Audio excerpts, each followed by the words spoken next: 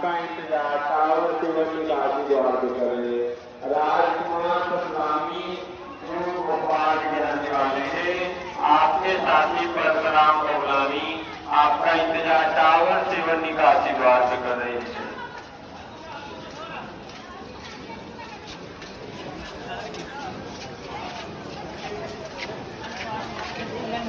एक लाइन में बढ़िया रही है।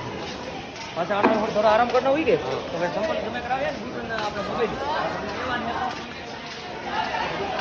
जय श्री राम।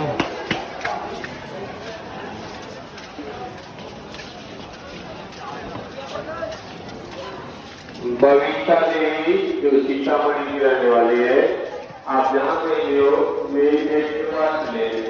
बबीता देवी जो सीतामढ़ी की रहने वाली है, आप जहाँ गई हो मेरी गेट के पास ले। जय श्री राम। राम राम राम राम राम राम। संध्या माई आप जहाँ कहीं भी हो आप अपने नंबर पे फोन कर लें। संध्या माई आप जहाँ कहीं भी हो आप अपने कॉन्टेक्ट नंबर पे फोन कर लें। जय जय सीताराम।